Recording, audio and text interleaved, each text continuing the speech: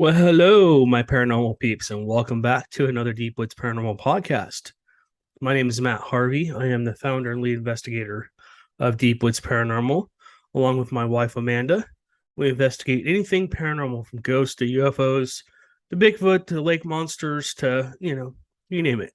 We research it. So, I am the host of this show, along with my wife Amanda. She does her Wednesday night ghost stories when she can. We have just been swamped. We are so busy setting up the business and stuff like that. If you don't know Deepwood's Paranormal, um, Deepwood's Productions, as you can see up in the top corner here, if you're watching this video, is our new company. We produce our own YouTube shows or TikTok shows, and other content, podcasts like you're listening to now or watching. And then we do other stuff too.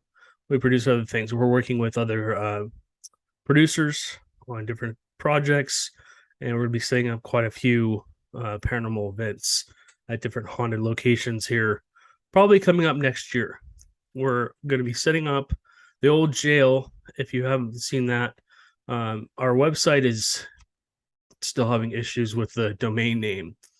Our main domain is www.deepwoodsparanormal.com, but unfortunately, the only one that seems to work with that site is deepwoodspara.com.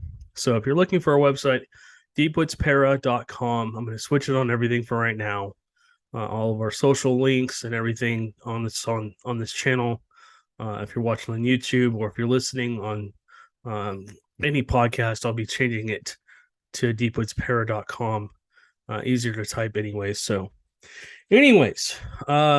so this is getting out just a little late, and I wanted to go back and do this one because it's important. Amanda and I, every Halloween, at least, a day or two, if it's on a weekend, we definitely go places. If it's on a weekday, we either go the weekend before or the weekend after to a said to be haunted place, and we usually stay the night in a hotel, bed and breakfast, you name it, wherever. We try and stay either close to it or stay there and then go investigate throughout the night. So let's just kind of go through some places that I really really like.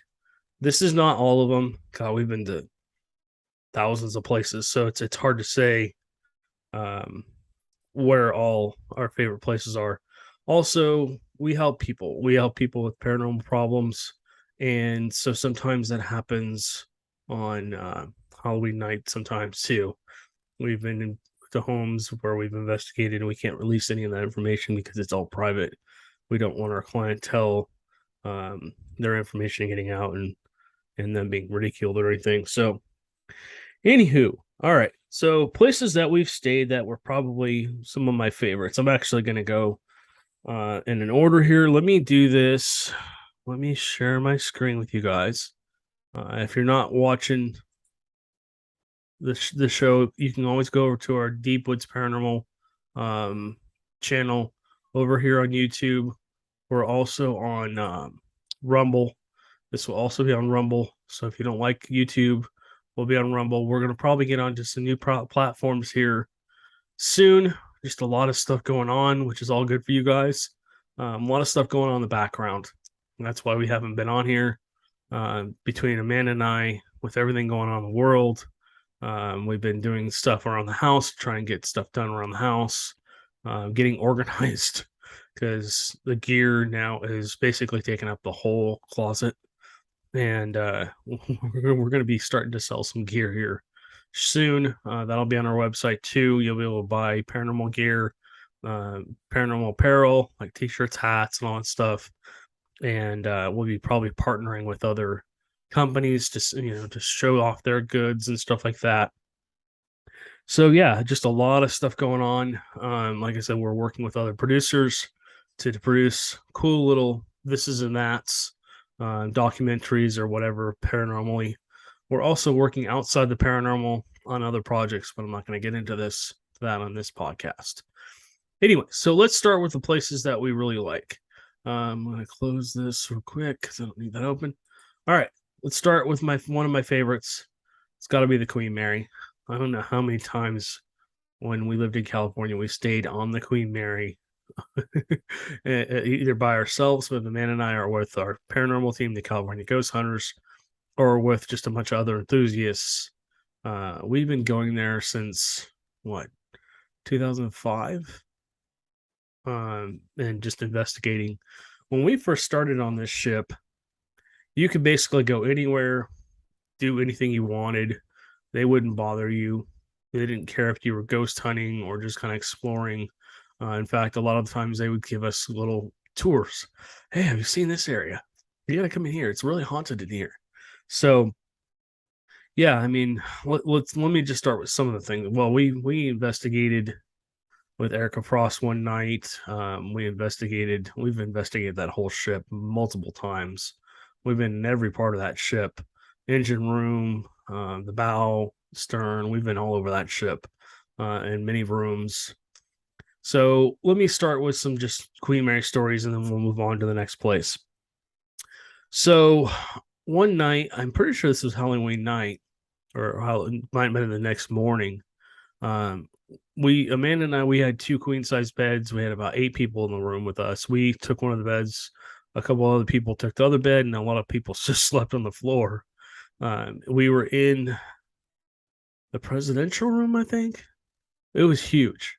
It was a very large room, a very large estate room, and we other people that were sensitive or psychic or whatever would come in and kind of told us, yeah, this room's haunted. This is a good place to stay.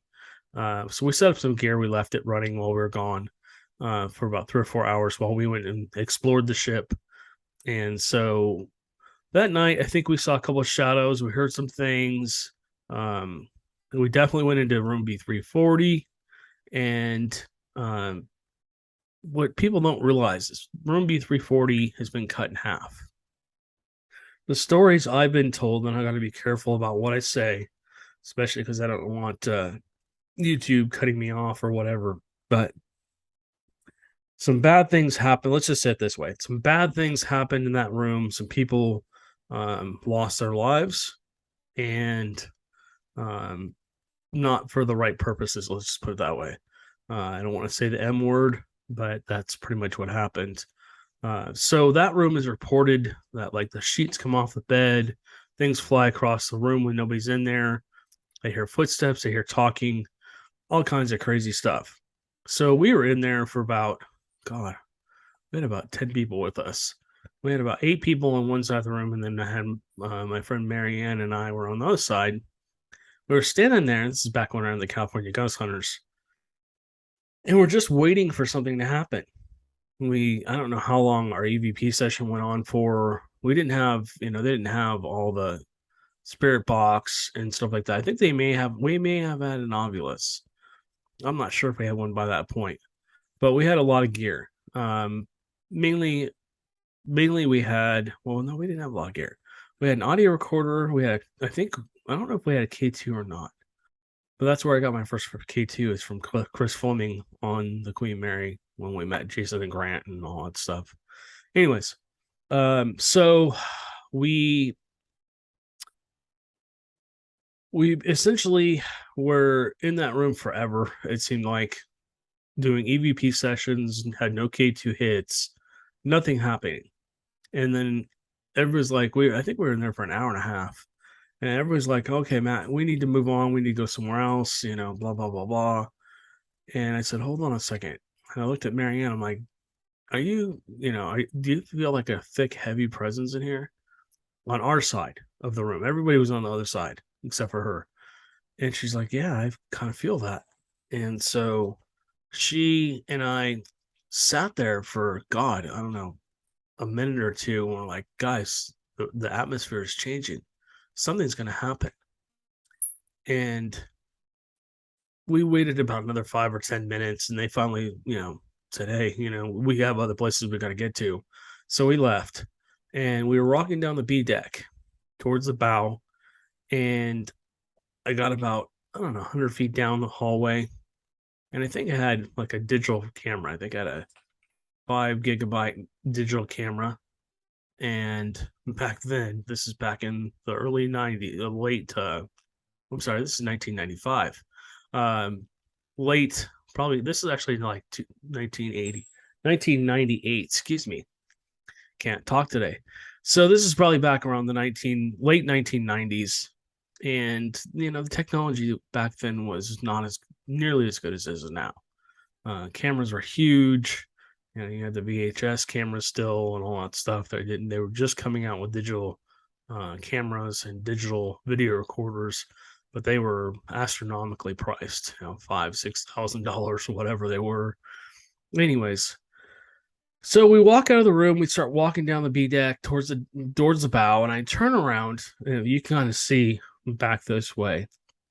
B deck would be all the way behind us, and I started taking pictures. I think I took 10 of them, and I went through, and it's a little tiny camera. It's got like a 1/2-inch screen on the back, and you can't really see what was back there. So I didn't know until I got home the next morning, and I started going through the photos. We got an apparition. We got a full body apparition standing up in the hallway, right by room B340, and I'm getting the chills as I talk to you about this. Ooh, very, very cold behind me.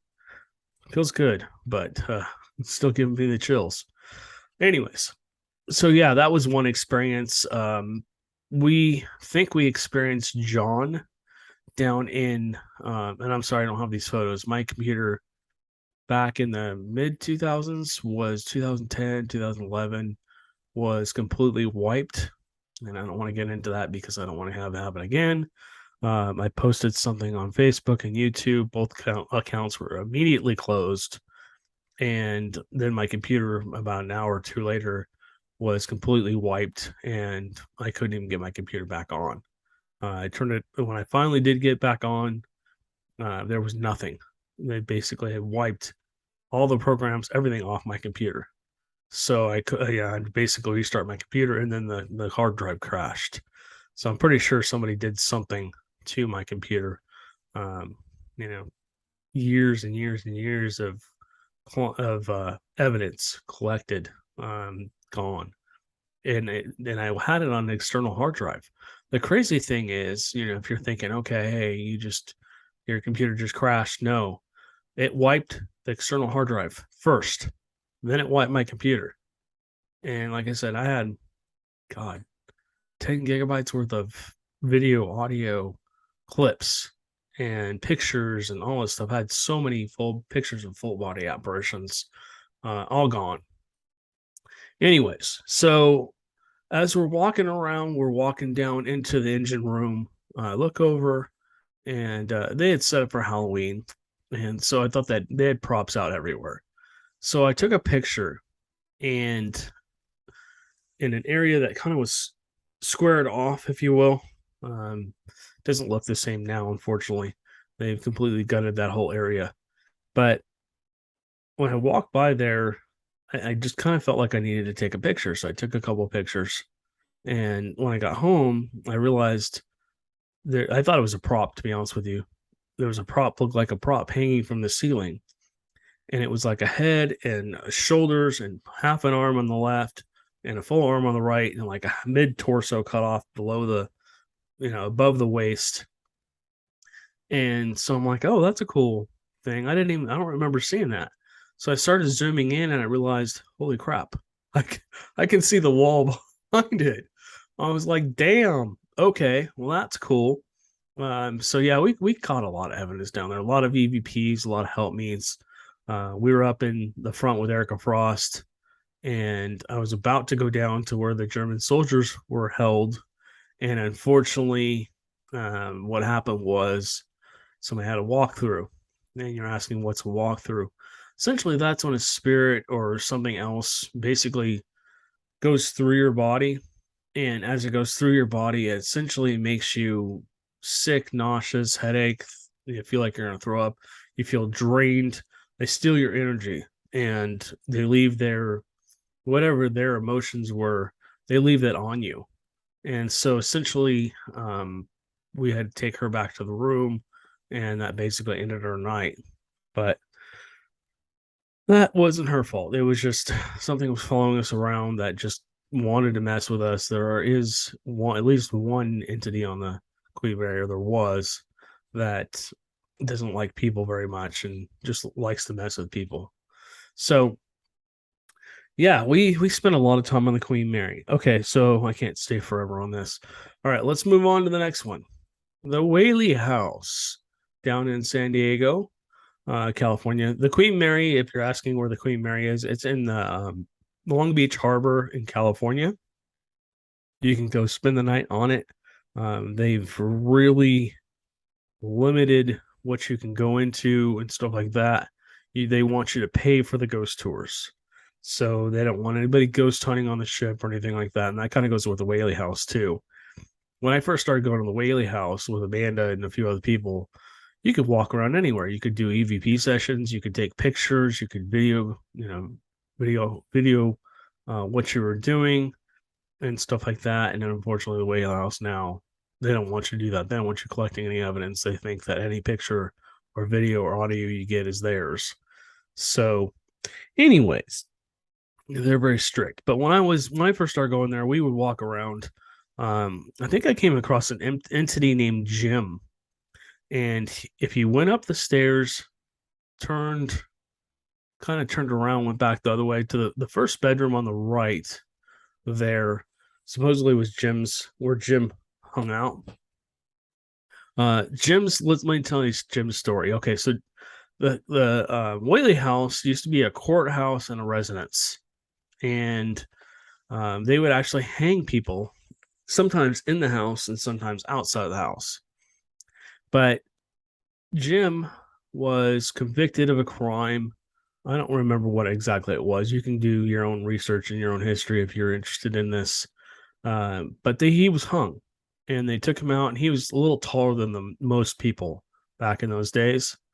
And so when they basically, pushed him off whatever he was standing on, or if he was on, I don't know if he was on a horse or whatever, his feet could almost touch.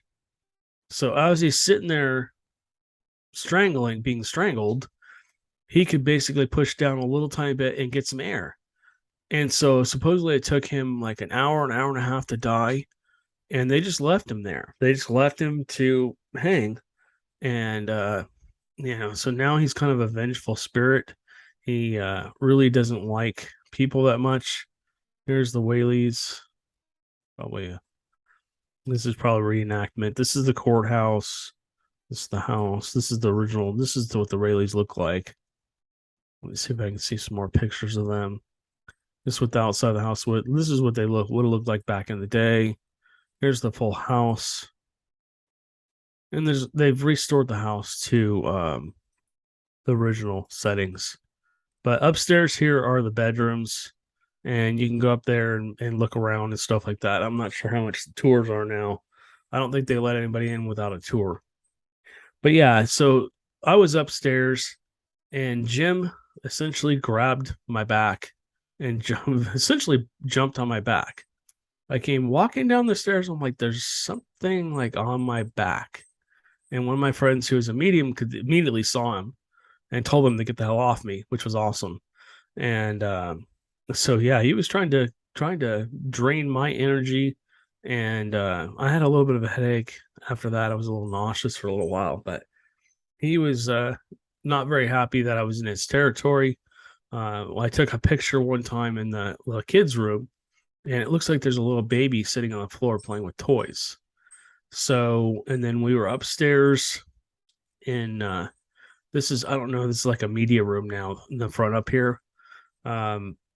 Upstairs, and we were doing an EVP session. We got an EVP. I don't even remember what it was now. It was a male voice, and we made the mistake of actually showing it to the people that were there, and they're like, "Oh, you got to delete that." Blah blah blah. I'm like, "Nope, we're out of here." So yeah, they never figured out who we were, so we never got in trouble. But that's the Whaley House. It's said to be very haunted. If you want to go take a tour there, I'd recommend it on Halloween night. It's pretty cool. There's a graveyard up the street, and then a lot of places down here are also very haunted in downtown. I'm sorry, Old Town, San Diego. All right, let's go to the next one. The Hotel del Coronado. This is probably one of my favorites. we didn't have a lot of activity, but Amanda and I really enjoyed this hotel. Let me go down here. We stayed in Kate Morgan's room where she stayed the night before she killed herself out on the steps leading out to the beach. We had heard a lot of stuff about her and that she was very active sometimes. So we had cameras up everywhere. I think if you look back on our Facebook page, you can find old pictures from that investigation. And so essentially, we had cameras up, had audio going, and we basically left to let it settle. We do what's called settling, which means basically letting things sit until for a little while, just to see if we can get anything like footsteps or maybe something moves or who knows, anything we can't explain away. We just basically a way to document them. So essentially, we stayed in her room. We went and had a nice dinner, came back. Nothing had really changed around the room. We were extremely lucky to get this room. We called and we're like, "Is Kate's room available?" And this guy just kind of laughed. He's like, "Wow, this is great timing." The people that had booked this room just called and canceled. So yeah, they gave us the room actually for a discounted rate, which was really cool because they needed to fill the room for the night. And so essentially, Kate Morgan's story is that she was, I don't know if she was a runaway, she had run away from her husband or something, or was looking for her husband, but she came and stayed one night at the hotel, went down to the steps leading out to the beach, and shot herself, killed herself on the steps because she was just so upset about something. We don't really know what her full story is. Nobody really does. There's a lot of rumors about her, but so we were sleeping, and a couple hours after we went to sleep, we actually did have one experience, only one. There was a loud bang that came from the bathroom. And the funny part about it is, we got up and we went and looked, and all the cameras, we had 3 or 4 cameras running in that small little room watching us sleep, which is always fun. Anyways, none of the cameras, none of the audio picked this noise up. It sounded like something slid across a sink, like something was trying to get us to pay attention to it. Um, if we had been a little bit more awake, we probably would have got up and taken a look. All right, Black Star Canyon. This is out in the Santa Ana Mountains in Orange County. This is actually my friend's site, OCGL, Orange County Ghosts and Legends. My friend Chris now runs tours out at Black Star Canyon. If you're interested, he also does San Juan Capistrano, I believe. You'll have to look up here and find out if he still doesn't. But Black Star Canyon, this is a cool logo. I really like this. There was an old dead tree that was out there forever, and I just talked to Chris like a year ago, and he said it was gone. The last fire took it out, unfortunately. But this thing looked like it was out of the movie Poltergeist, where the tree reaches in and grabs a kid and tries to eat him. Yeah, I called it the Poltergeist tree for a reason. Black Star Canyon is known to be haunted. If you come down here, Chris has put a lot of information in here, but it's said to be haunted. It's also said to, anything can happen at Black Star Canyon. You have ghosts, you have UFO sightings, you have crypto creature sightings, you have the military doing drills out there. There's just a lot of stuff involved with Black Star Canyon. Let me just talk about one story from Black Star Canyon. You've probably heard it before if you've heard my Bigfoot stories. Of course, it was haunted. I'd seen numerous apparitions out there. The lady in white, who I now know who she is. So the lady in white, lots of shadow activity, always shadows darting around out there for some reason. There's a lot of people that have lost their lives in the canyon. And then also you have Santiago Canyon Parkway, or whatever it's called, the road that's just outside, where multiple bikers have lost their lives. And I think on my Facebook page, you can go through and see there's an actual, I got a picture. Well, looks like a biker. He looks like he has these like the avatar glasses on, or aviator glasses, excuse me, on. He's got a goatee, not a beard, but a goatee. And then he's got like similar to me, button down shirt, but he's got his first button open. You kind of see a little bit of the hair. He's just a misty form. He's just like a white, milky form. And I think he was in the process of forming when I took a picture of him. He seems to haunt right as you go into through the gate. We've had like you could hear somebody walking through the gravelly sand there. And we're looking at each other like, wait, nobody's moving. Who's walking? Anyways, so yeah, I mean, I had my very first Bigfoot sighting there, and after that, I had another dozen probably. But I don't want to go into that. You can listen back to the Bigfoot only, or even back into earlier podcasts to hear about that. So Halloween night, I used to do ghost tours up there. And like I said, my friend Chris took it over for me um, right before we moved. I just couldn't do it anymore. I had too much stuff going on. A lot of stuff was going on in my life. I had to stop doing what I was doing and start paying more attention to my own life because I basically was a slave to the paranormal, if you will. Anyways, so I had a group of about 30 people, and they were kind of horseshoed behind my car. This is the biggest tour I ever took up Black Star Canyon. And on the left side, there's a barbed wire fence. Of course, on the right side, there's a barbed wire fence. It's a fire access road, essentially, that's been shut down, but you can't drive on it, but you can hike on it. You can walk up through the Cleveland National Forest and all this other stuff. It's a cool location.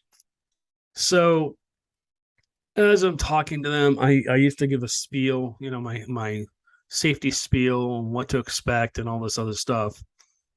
And one of the girls that's standing kind of on the berm on the left side of the car, facing the barbed wire fence, and there's brush and trees and all kinds of stuff over there. She goes, "Well, something just threw a rock at us." I'm like, "What are you talking about? A rock?" I'm like, "Okay, if it happens again, let me know." Well, she said, No, another rock just got thrown at us." So I'm thinking, okay, teenagers. I was not a believer in Bigfoot at this point.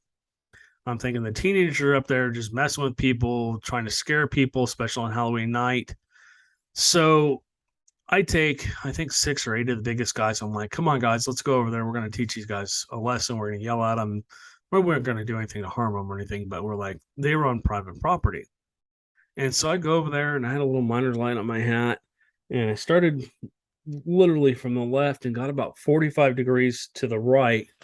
And I kid you not, there's this huge, massive, silvery gray haired thing standing there. And it's got to be at least, it had to be more than double my height.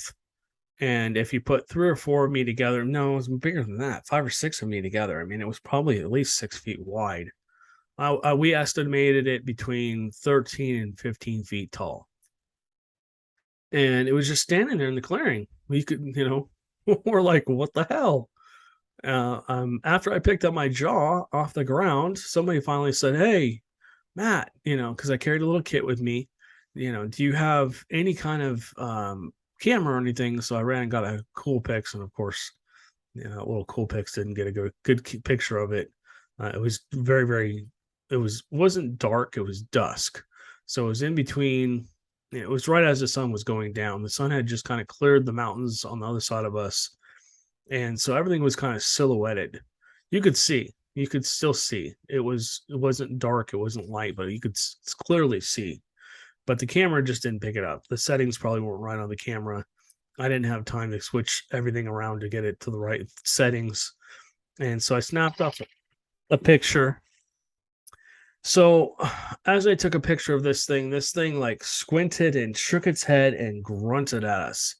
And I'm thinking, oh my God, that thing's going to come over here and rip us, into shreds. And it didn't. It just kind of stood there. I think it was just trying to act like we didn't see it. And so I looked at the picture and it was just black. I'm like, crap, let me try and take another picture. I was spotlighting it with my actual miner's light, but it was about 30 feet away. And so I took a picture of it again, and it just, oh boy, it shook its head and growled. And I'm like, oh crap, I'm an idiot. I'm asking for it. So, anyways, we went back to just staring, having a staring contest. And this must have gone on for like a minute or two. It seemed like it went on for an hour, but time seemed to have stood still. And as we're standing there looking at this thing, I say out loud, doesn't know we can see it. And it finally just steps off and then walks over behind. And you couldn't feel it move. You couldn't hear it. We couldn't feel the footsteps at this point in time. It walks over behind a tree, probably about 12-foot tall tree. And it wasn't very wide. It was a young tree. The top of the head is, the head. Basically, you can see the eyes and the head above the tree. And it was like, okay, we can still see you. And it wrapped its hands around this tree. And the trunk must have been about 6 or 8 inches wide. And it looked like a toothpick standing, this tree looked like a toothpick with this thing standing behind it. It was sticking out on both sides, really far.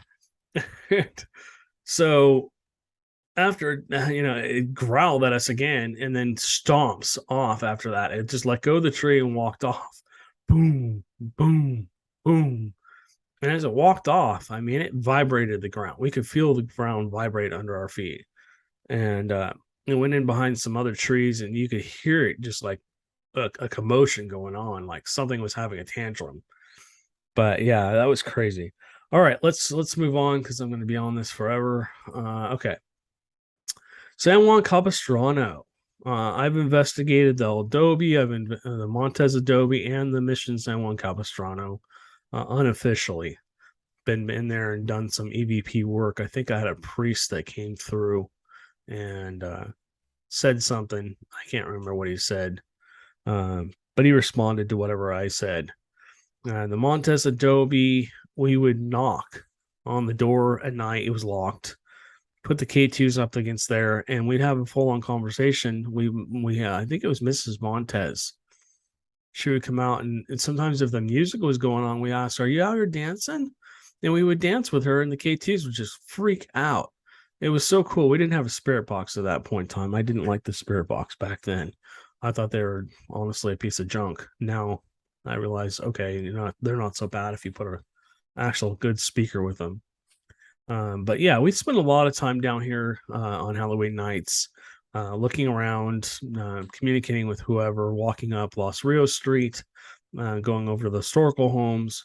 And one of the things that happened to me, and I don't think I've ever talked about this, we were looking in the house and we literally I don't know if anybody else saw it, the shadowy figure run out, and you could hear it do run out, and there was a table in the area you could see through the windows, and it hit the chair. The chair literally leaned up and hit the table, and then bounced back, and this thing ran back down the hallway. I'm like, and everybody heard it, but I think I was the only one who saw it. And I'm like, did you guys see that? And they're like, what was that? What was that? And that was crazy. We had a lot of experiences down in San Juan Capistrano. It's a great place if you have a K2 or just an audio clip. We got a lot of EVPs down off of Los Rios Street. So, all right, let's move on because we're running out of time. Okay. Star of India, one of my favorite places. This is one of the oldest sailing ships in the world. It was commissioned in 1863. So that just tells you how old it was. Essentially, we got to basically investigate this whole ship. If you've ever seen the Ghost Hunters episode where they're on the Star of India and Jason's downstairs in the officer's quarters and Grant's up by the mast. Sorry, not the mast. He's up by the steering wheel, and they're talking to each other. And as Jason essentially is down there, he feels like somebody like walk by him, And what was cool is we were there a week before they were. In fact, there was already stuff, producers and stuff there when we investigated the night of. They were over at the other hotel. They weren't actually physically at the location, but there was some dark vans parked out there. So I'm pretty sure that was the ghost hunting team. Anyways, so yeah, we were one of the things that happened was I was on the third deck down and up by where the chain for the anchor used to come out. And we were walking around. There's a table there you can sit and whatever and chill and do EVP sessions and whatever else. So I decided to get up and walk over there. I had my handy cam in my hand. I had IR light on. I thought I could see clearly to the end of the ship, the bow of the ship. But as I'm walking by there, I have my audio recorder on. I see a shadow come from where the chain anchor is, run across, and then go up to the front of the ship. And of course, I gave chase. And as I'm giving chase, I got an audio clip of "Watch Out," and I didn't know the story of what happened to this gentleman until I talked to the owners or the people that run it a couple of days later, and they were like, "Oh, well, there was a guy that was down in the anchor room. I'm sorry, in the chain anchor room, because they used to store the chains down in a big room. They would come through the hole down into this big storage area, and he got his foot or something caught in there, and he got sucked up as the anchor went out. He got sucked through the hole in the floor, and it's about the size of a porthole. Cut him in half, and that's exactly where I got the EVP. What's funny is Jason and Grant were down there also, and they also had that same exact experience. They had the same exact experience, two of the same exact experiences I did. So that was really cool that validated. But Star of India is a really cool ship, very haunted. They have other ships down there.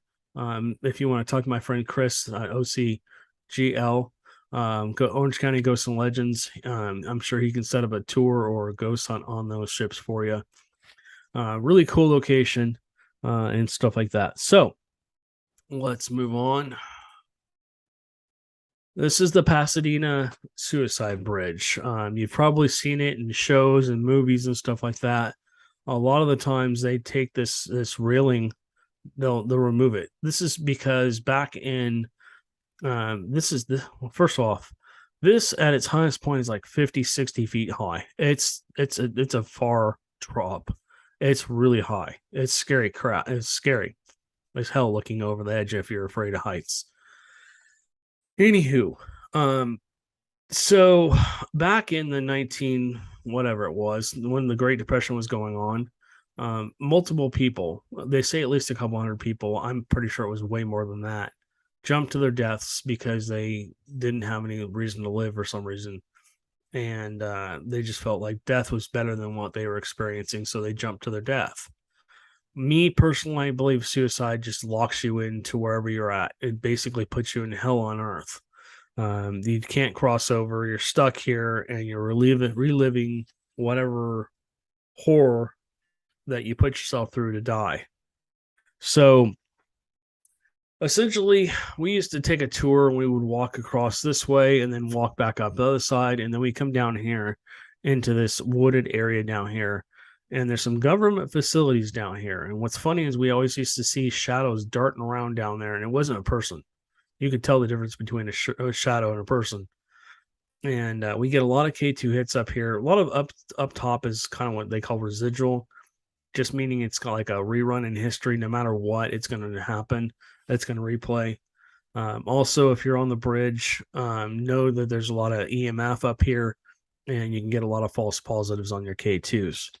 So we were giving a tour. I had a couple of friends of mine coming with me because I had a bigger group. I think I had 18 people or something like that, which is way more than I normally took on that bridge, mainly because I needed to visually keep an eye on everyone, because people have been just walking along here, dropped their stuff, and just jumped. And they were happy as can be and stuff like that. So they think that essentially what happened was people were manipulated by the ghosts. And I believe that could be true. So we were walking back down the other side, and we did a count before. I counted 18 people, and I had a list of names. I checked everybody off, and so what there wasn't missing anybody. So we walked down to the bridge, walked across, walked back over here, and all of a sudden I see a person with a backpack climb up over this railing and jump. I started climbing up over the railing to look down to see what the hell is going on. And there was no body at the bottom. And everybody's like grabbing me, pulling me down. What are you doing? Don't do that. I'm like, no, somebody just jumped. And we're all looking over the edge. We're like, there's nobody down there. But I saw somebody jump. So we went through and we checked everybody's names off again. Nobody was missing, but we only had 17. So whatever it was walked with us from one side of the bridge up, down, back around, and then ran ahead of us and jumped to possibly make somebody else jump.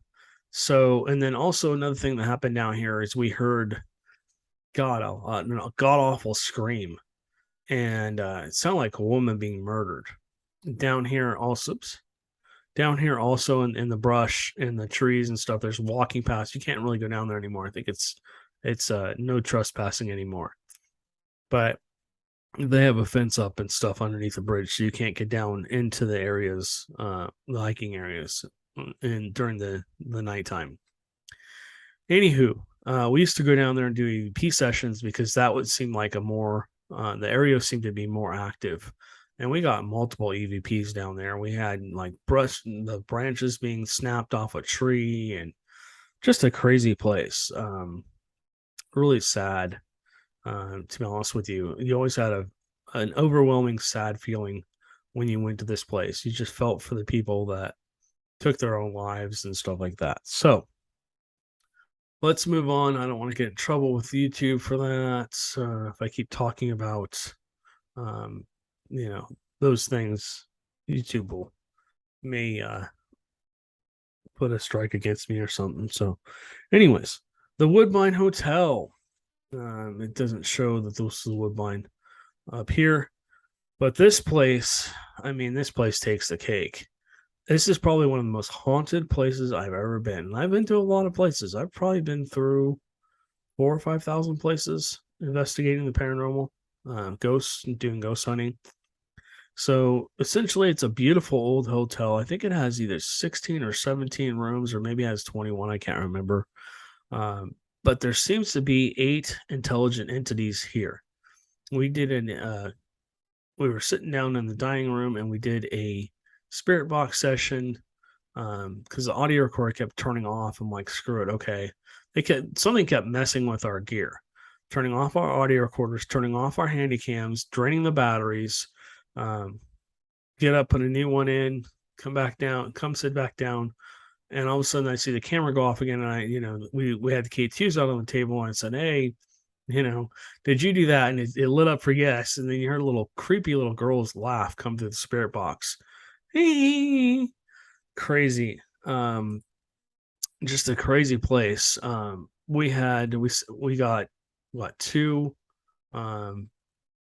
pictures of something on FLIR, on our thermal. We had numerous personal experiences. We had about, like I said, about 8 entities come through and actually give us their names and stuff like that. And we were actually able to identify some of them, which was cool. So the more we investigated, the crazier things got. We went on forever. While we were downstairs investigating, there was a newlywed couple that were upstairs. They were just looking for a place to stay, a fun place to stay on Halloween night because they had just gotten married or whatever. And I don't think they stayed the whole night.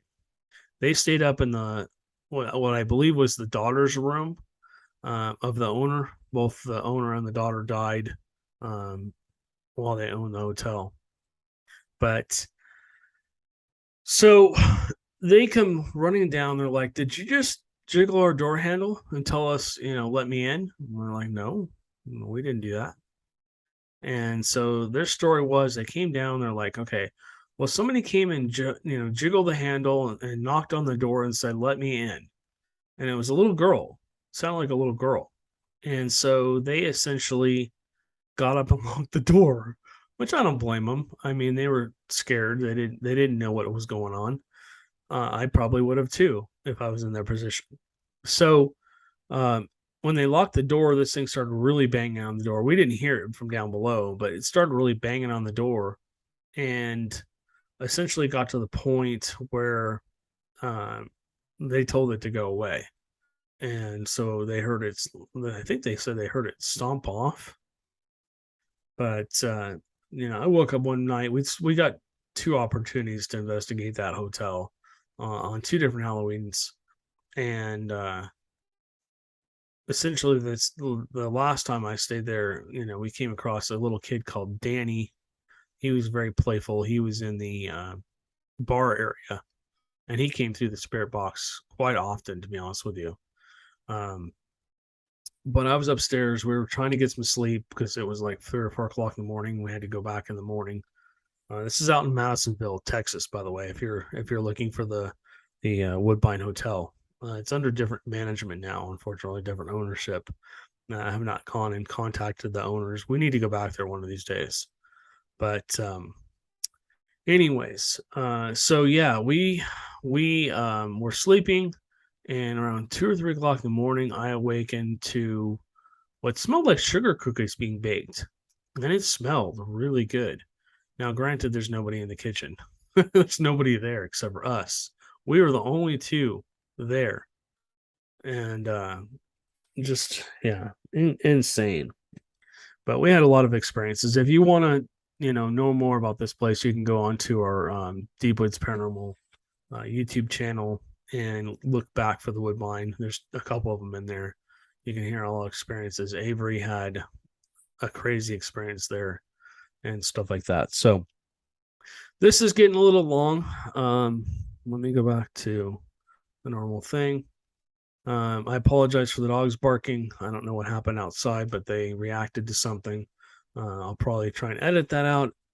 And if it's still in there, I apologize if you're watching or listening to this. Normally, they're pretty good when I'm doing my podcast. They're usually pretty quiet.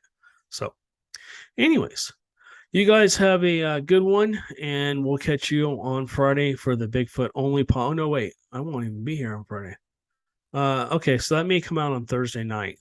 The Deep Woods Bigfoot podcast may come out on Friday night. The reason for that is I'm going to be at the Old Park Hotel on Friday night, investigating with a group of new friends. We're going to go out there, and you'll be able to see that show, and I'll probably talk about it on another podcast. And then also, we'll be releasing next week. We'll be releasing more of the OP Pilehouse interviews that we did with other ghost hunters. All right. You guys stay safe. You have a good one, and we'll catch you on the next one.